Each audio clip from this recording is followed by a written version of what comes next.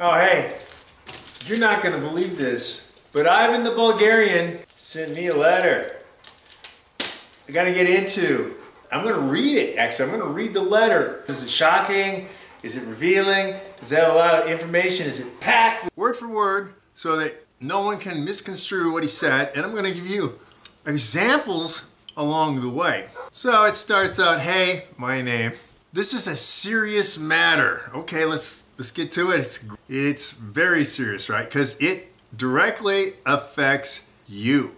That would be me. It affects me, that's what he's saying. So let me get straight to the point. There are two ways to become successful in the dog world. The first is to find a real expert source and study the correct fundamental scientific principles, and then get hands-on experience using those principles to train dogs under the tutelage of the true expert source. In big, bold letters, he says, notice I said real expert. Well, so Ivan's talking about me because I have an academic degree in behavioral sciences. I took behaviorism. I trained cats and rats to do very complex things. I did all the Skinnerian stuff. I know operant conditioning. I had to be under rigorous academic study, not on my own, not trying to understand it, not being handed it five ways down the road, not misunderstanding it like Zak the Hack, George, or many other people who don't know what they're talking about. He's talking about me. Ivan doesn't have a bachelor's of science degree in behavioral sciences. I do, among other things. So he's talking about me as an expert. So let's go. Learning real science from a real expert is tricky because what's currently popular in the dog world is spouting off half-truths and sharing concepts that are blatantly incorrect. So now he's talking about Zak the Hack George and a bunch of other people. So he's talking about, Ivan is mentioning, without saying their names, and I will mention some names, people who pretend to understand the science behind learning and training. It's now called learning theory in a lot of cases. Theory means a model, by the way. It doesn't mean it's fantasy, which a lot of people will try to misplace that word in another category because they don't know anything about real science. They have not conducted experiments. They haven't been published. They haven't done anything on their own, which I gotta mention in all fairness that Ivan is not. Ivan is not an academic. Ivan didn't pass any courses. He studied on his own, and it's not equivalent. It's not the equivalent as actually going to a university. But the people he's talking about, like Zak the Hack George, many other people, this stupid, Taylor Wilkowski, none of these people, and there's many, many more, and I'll cover more of them as we go along, they don't understand any of it. They have watered down, somebody's explained it to them who didn't really understand it, and they're doing it from an ideological point of view, which is positive means good, positive means good, and negative means bad, because they're trying to use it in the non-technical definition. And this is one of the first things you have to do as a scientist. You have to define terms, and these people don't do that. They just bandy them around. They don't define the terms, and they don't show empirical evidence either. And you'll see, for example, Zak the Hack will just say consensus, and it's been proven, and he doesn't show any studies, and the studies that he tries to bring up are from ideological bent people with a bias that do not reject the null hypothesis. And this is how it is. If you want to talk science, you got to get into how your research and methods have been done, and all of these people have never had a research and methods class or course, and they sure as hell haven't done graduate work in any of these fields. Okay, so he goes on, beware of trainers who say things like, I'm not a science guy, science doesn't matter. Or my favorite, dog owners don't want to hear about science. Yeah, it's the same thing with credentials as far as having academic credentials. The people who don't have the credentials will always try to downplay it and dismiss it because they can't compete on that level. So they want to say it doesn't matter. And the people who can't understand the science, who haven't done an academic thorough investigation, and are not scholarly, and that they don't know how to read scholarly articles, then they will say that doesn't matter. That's you'll find that in a lot of fields, in many fields. I don't have to know this to be that. Yes, to be a real expert you do, and to have any sort of voice. You need to know what you're talking about. You need to have done a literature review, which these people don't even know what that is. I've had somebody say, what's that? I don't need to know what a literature review is, because you're an ignoramus and you don't understand science and you've never published anything. You are not an academic, all right? So these are things that he's setting to the letter to me, and he said they must truly understand the foundation of how dogs learn, how dogs change, guide, and control behavior problems, and this is the big one. They must have high levels of success with many dogs for many years. A real expert must prove real success. Yes, I agree. That is true. And what he's saying also, they must be in an apprenticeship or a mentorship to really know what they're doing. Just like in technical fields, people do journeyman apprenticeships and stuff like that. Same thing in the old days with dog training, animal training. You had to do an apprenticeship to become good, to have people trust you. Because again, when I started, there was not this urban pet dog big field of people, which is where most of these people are in, because they don't have to be as good as other types of trainers. And these types of trainers have never trained, and I call them out on it all the time. They can't begin to do the Jedi Dog Master Challenge, and they run from it. They'll do red herrings, they'll try to change the topic, they'll try to move the goalposts and act like they can't do it because it's not important. But it is important. It's proving the fact that nobody's equaled me, and what's what we're talking about here, because he's talking about, I am an expert in what I've been saying. I'm an expert. I have proven my success. You can see the videos on my channel, and I can do things no one else can do. The quarter mile sit stay, quarter mile recall. Who else has a video on YouTube doing that? No one. Why?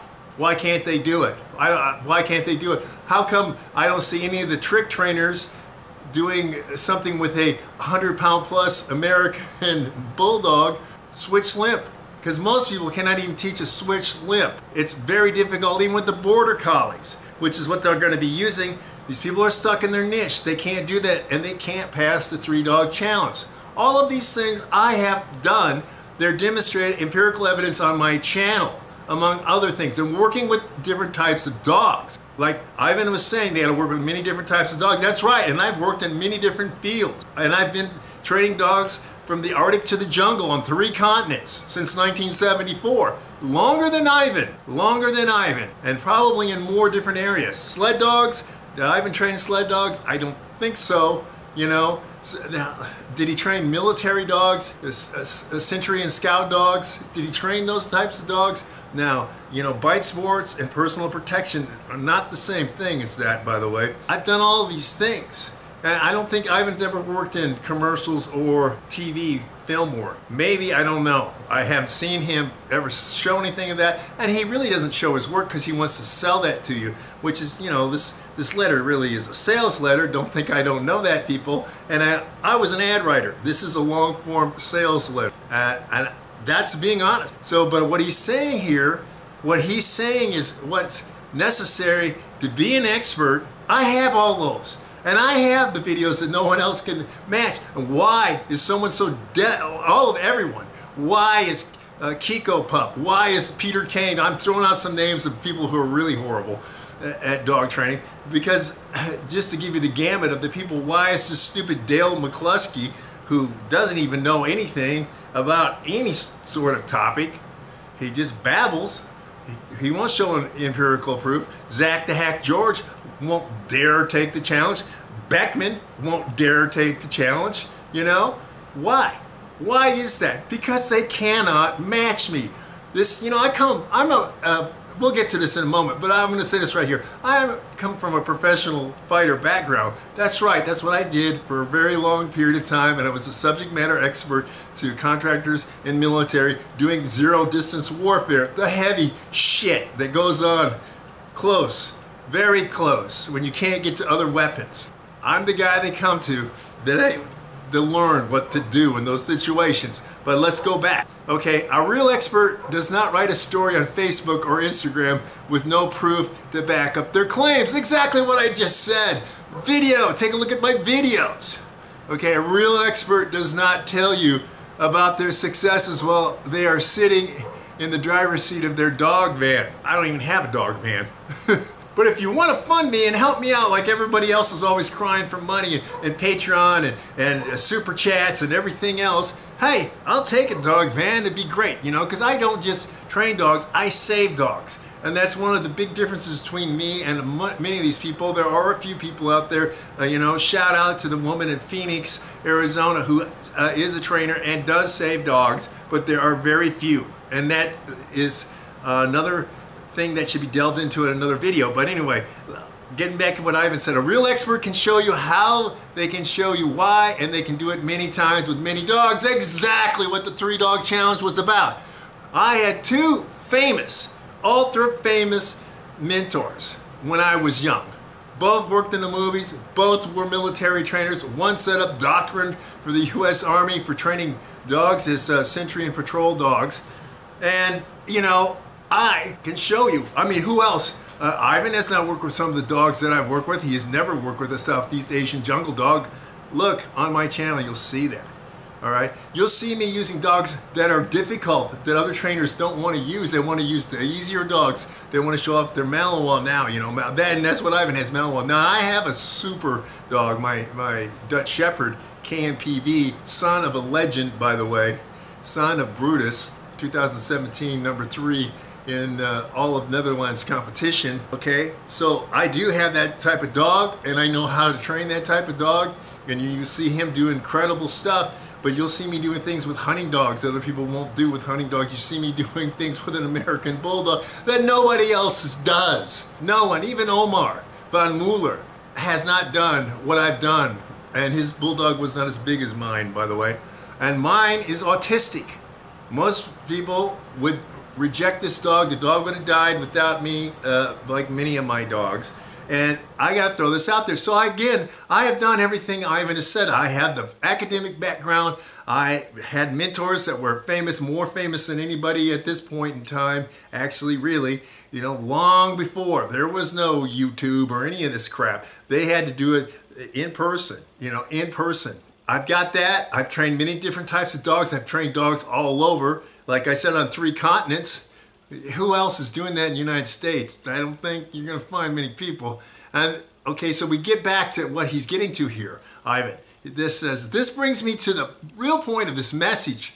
The difference between a real expert and an information middleman. Being a coach is extremely popular at the moment. It's a good term. A lot of people use it. They use it in martial arts, which I'll get to in a moment. Being a coach is easy and you make a lot of money. Well, I didn't know that. You know, it's like, hey, okay, I'm a coach, so send me money. Oh, and it gets better.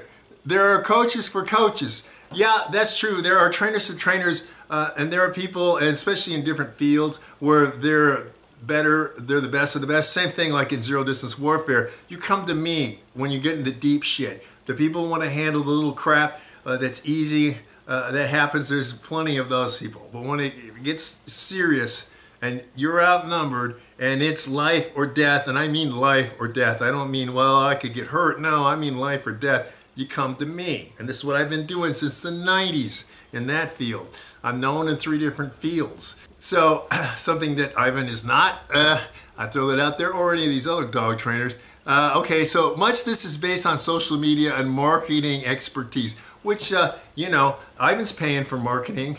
He's paying for ad writers. He's got a team of people. He's not filming and editing and writing this. He didn't actually write this. This is an ad writer, a ghost ad writer. I know I've done ad writing, okay? I know, I recognize the form and everything. So it's really not a letter to me.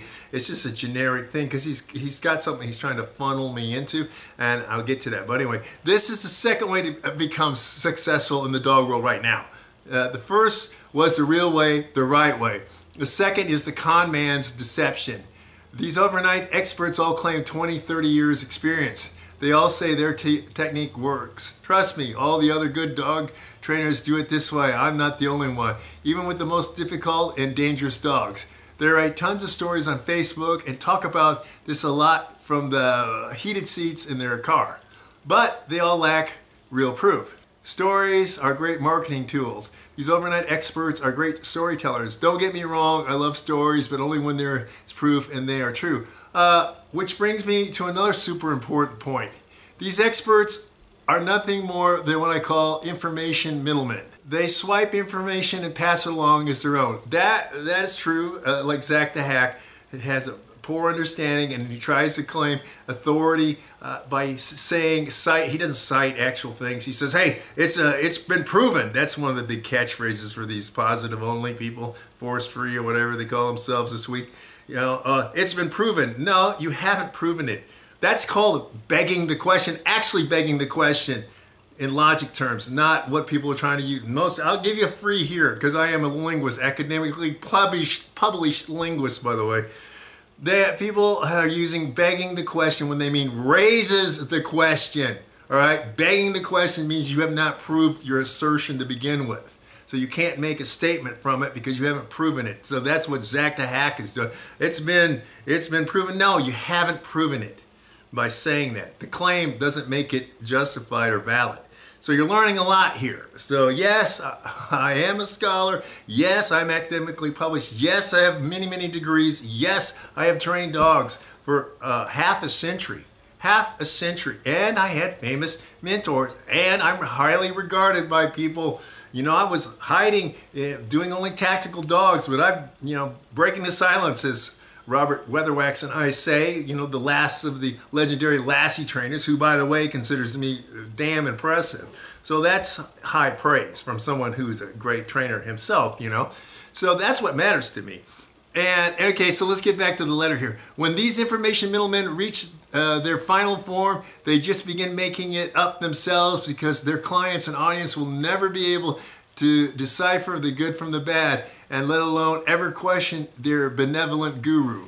They're a copy of a copy of a copy. But that's especially, he's really talking about the pet dog trainers, because it didn't exist. It started in the mid-90s, and it became this huge thing because there was a big urban swelling of dog ownership.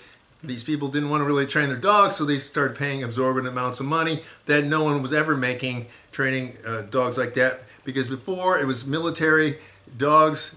You could get, here were the dog training choices. Hobby as an obedience, AKC obedience, UKC obedience, or Schutzhund in some cases. Those were the only things that existed. And you could train dogs for film or movie or TV, which is where the real money was at.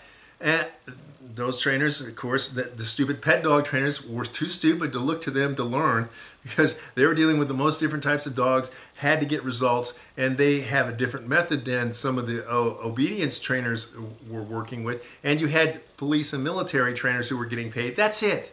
That's it. There wasn't this urban pet dog thing. So most dog trainers now are really just these pet urban suburban dog trainers who can't handle certain types of dogs, and they will reject certain types of dogs because they only know one type of method to train. A lot of the franchises use one method. They're using e-collars, and they don't know how to train without the e-collars.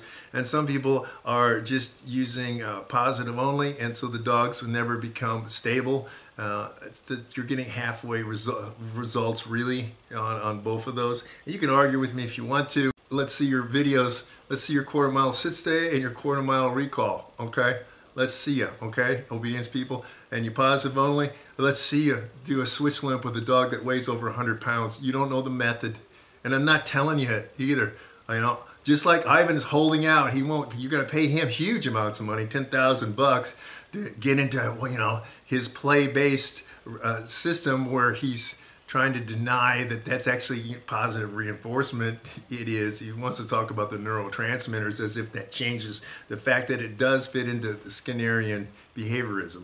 Okay, so you're getting a lot of truth to this. I'm calling it how it really is. And that's the thing, truth. Not I'm on this side or I'm on that side. Results. I've always been a performance-based, results-based guy in every field, and whether that be in self-defense, zero-distance warfare, linguistics, language learning, or in dog training. I'm results-based, and that's what I don't have any other dogma, as it were. Here we go. So back to his letter. The information that is taken from real experts is usually repeated with flaws because the middleman does not understand the advice themselves, and they have never put it into practice successfully. That is true. That's very true. Okay. Then other middlemen will repeat the flawed information each time, adding more and more flaws. Yes. Some of you might be old enough to remember VHS tapes when you would record an original, the copy was okay, but it was never quite as good as the original. Then your friend would copy the copy, and further, yeah, it was signal loss and picture degradation down the line. You went, the quality became worse and worse. This is true. You know, this is all very true. When these types of gurus, this is extremely personal for me, because now that I have started teaching my methods to the masses, there is an explosion of information, middlemen passing on my information without understanding it and without ever doing it successfully, and probably because he's not getting any money from it. I would say that would be one of his big things. Okay, the amount of no conflict, without conflict, and conflict-free trainers that have popped up in the last 2 years is almost laughable, because that's his trademark, right? You know, without conflict or whatever. I've seen trainers build an entire seminar career after coming to one of my seminars and watching some of my videos once or twice. The blind leading the blind. Yeah, and that's how, this is the thing. I had this happen to me when I was doing self-defense, bigger self-defense seminars to the public back in the 90s, people, or even they got my tapes and they would then start teaching my stuff. They weren't certified with me. I didn't, say that they were valid trainers, and they didn't know how really to train people. They could try to copy what they saw, but they were incapable of actually training it well, and they didn't understand the reasoning why it was developed. Yeah, that's what he's also saying, but this is true. What he said is true. When your audience is filled with dog owners and aspiring dog trainers that know nothing or next to nothing, it is absurdly easy to seem like an expert. It's parlor tricks. This is really, he's talking about people are dazzled by the parlor tricks. This has nothing to do with proven expertise or actual proof with dogs, but just boils down to the fact that you know just slightly more than the dog owners or aspiring dog trainers. Yeah, especially with the pet dog owners, because they don't want to invest any time, they don't know anything, they hear things, they take it out of context, they repeat what they were told from, Fred their neighbor or whatever. Anyway, anyone that knows him, I even saw myself, knows that I love to make analogies to martial arts, and I wish these assholes would stop this. There seems to be a bunch of stupid dog trainers who act as if they're experts in martial arts. Get out of my, don't talk to me, all right? Don't say anything about how you can fight or you can do this. You guys, none of you, you're all shit, right? Look, I was a professional trainer. You want to talk things? I was #1 world rated as a light heavyweight back a little ways, and none of you guys talking about martial arts in the dog or wherever close to that, and you never train spec ops guys around the world like I have in real fighting. Okay, so, and you never got in the ring. So don't talk about martial arts. I hate it when they try to use this analogy, because they're nobodies in these fields. Don't talk about things you have zero. You just got through saying they're not experts. You're not expert in martial arts. You're not. Ivan, you're not.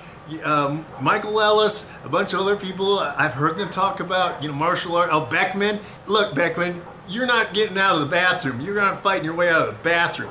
So these guys, stop using this as an analogy. You guys suck. You're horrible. You're nobodies. You're little nothings in fighting. Okay, so don't bring it up. But I'll read some more of his stupid analogy with martial arts here. Okay. Anyone that knows him knows he likes to use analogies to martial arts. My favorite way to describe this type of scenario is to tell people to imagine working into a Brazilian jiu-jitsu gym and getting ready to start their first class. Student approaches you, let's say he's a blue belt or even a white belt, but is a very dirty white belt, so you know that he's been there a little while. He begins telling you these things that he has learned in a short time. Practicing and completely blows your mind because you're brand new and everything seems like great information. The only difference between the two of you is that the student started 12 months before you. That does not make him an expert. And it doesn't make you an expert using this analogy. Okay, Ivan? You haven't paid, you were never a professional fighter, so guys, shut the hell up. All right? I don't want to hear any of you dog trainers unless you were a professional fighter talk about martial arts or fighting as an analogy. Stop it. Talk about NASA, because you know about as much about NASA as you do about fighting, okay? In fact, I can't even read. I'll just get. His point is that the people are beginners and they're trying to teach other people who are just sub-beginners, right? So yeah, that's happening. But what he's mad about is people going to his seminars and then making money off of them is really what he's mad about. Inspecting dog owners and bright-eyed aspiring dog trainers are duped into believing that they having their minds blown by a person whose only expertise is marketing and the use of smoke and mirrors. This is unethical and blatantly wrong. He's dealing with something I've dealt with since the 90s in fighting. I hate the word martial arts, by the way. By now, I'm sure many of you know, I had a chance to talk to some of the students that take my certification program. See, this is where he's getting to. It's about him setting himself up that he's the expert and you got to come to him and the certification program. But this letter, he's trying to sell me on taking his certification program because he didn't really write the letter to me in person. If he did, and he'd seen my work, he'd know that I predate him. I've also done things other people haven't done. Everything he said doesn't, you know, he just defined me as an expert. You gotta know the science. I do. I have academic degrees in the science. You gotta prove your work. It's on there. It's on the internet. And you gotta be able to do what other people can't do. I have. No one is accepting the Jedi Dog Master challenge. There's a reason. There's a reason. You know, these are from my students who started calling me a Jedi Dog Master, by the way. I didn't self-name myself on this. So he goes on to try to say that his method is the only way to do this and his information is the only information that you really need and that you'll be amazed and get rid of the imitation game. So he's like, give credit to where you got the source. I do. One of the things Robert Weatherwax and I do all the time is talk about our mentors. We talk about the guys that we learned from that pointed out errors or gave us pointers along the way that facilitated us. But now we're there. We're at the top of the mountain. You're not going to find two other guys talking on YouTube with 100 years experience like we have together. And this is one of the things. So what in the final analysis, this letter, the takeaways, as people want to say nowadays, the takeaways from this are that you need to know the science. You need to learn from someone who's an expert in the science. You need to apprentice under someone to express the science in actual doing it. That's called isomorphic. You can look that up. And you need to have proof that you can train dogs. And if you want to be a real expert, you got to prove that you can do things that other people cannot do with a variety of dogs, a multitude of dogs. So Ivan, the Bulgarian, is describing me, exactly what I do. I have academic degrees in behaviorism. I know all about learning theory. I'm also a certified teacher, done academic research. I'm a published academic linguist, among other things. I have a lot of information, a lot of fields. I started training back in 1974, and I did competition for AKC where they were different back then. They're worse now because it's only their dogs. It's a mafia with the breeders and such. Should be the best trainer with the best dog regardless of where the dog comes from. They don't believe in that because it doesn't promote them. Tactical dogs. A lot of dogs, I did hunting dogs. Has Ivan ever trained hunting dogs? And from that, that's all about performance. Performance-based, just like I said, everything is that I do. And again, I want to reiterate because I'm so tired of all these people in the dog training sphere talking about martial arts or fighting. You know, Robert Cabral keeps bringing that up. Oh, I'm this and that. You're a nobody, Robert. You didn't fight professionally. You didn't do anything. You didn't impact the industry. You didn't change stuff. You guys can go look me up and see. There's a lot of people who will talk about what I've done, been doing way back. Some of my professional boxing record is up on the box rec. You can see that. You guys are nobodies in that field. You never accomplished anything. You're just people who practice. And that's what you guys, that's what you, Ivan, are decrying, are people who are the pet dog trainers, and so am I. Because they are not. They're little leaguers. One of the terms that I use, they're little leaguers. They can't do what I can do. And again, Robert Cabral is big about talking about how we shouldn't really condemn other trainers. Yes, we should. We should call them out because this is a competition. Who's the best? You know, who's the best surgeon? Who's the best fighter? And I come from that background, like I've just explained many times. So conflict, I don't care. You know, controversy, I don't care. It's all about that for me. I had to face that. Look, I call people out. If you think you're a trainer and you think that you're talking about how great your training methods are and stuff, I call you out. And here's a list of people who will refuse who refuse, flat out refuse to try to attempt. They can't even attempt. Get in the ring, get in the ring, pony up. You got to pay the price to try to compete with me to take the Jedi Dog Master Challenge. And here's some of the people who will not do it. Kiko Pup, Emily Larkin won't do it. Taylor Wachowski won't do it. Dale McCluskey won't do it. Peter Kane won't do it. Zach the Hack won't do it. Victoria Stillwell won't do it. Denise Finzi won't do it. Susan Garrett won't do it. There are a lot of people I called out directly, sent them direct messages saying, hey, invite you to do this, let's see if you can do it. They can't do it. I'm the only one. You know, you want to talk about proof. Quarter mile sit stay, quarter mile recall. And people want to get some money involved in this and do it, because I can do a lot further. I have done a lot further than that, but that's out there, quarter mile. Quarter mile. All these people talking about 50-foot recalls, sit stays. It's nothing, it's childish, it's amateurish. You haven't passed the 3-dog challenge either. And let's see you teach switch limping to a dog that weighs over 100 pounds. And I did it with an autistic American Bulldog. So I have done everything. I qualify as an expert. You can see the breadth of the different types of dogs that I train. Dogs that people say can't do this. That's what I show, is how great the trainer is. I'm showing you, not just me with one particular dog, like Susan Garrett wants to try to find the best, border collie, or Bernie Brown when he was alive, trying to find the best golden retriever. All these people searching for, like a basketball team or a baseball team or a football team, looking for the best player so they can accelerate. I have produced results with dogs that other people can't produce the results in.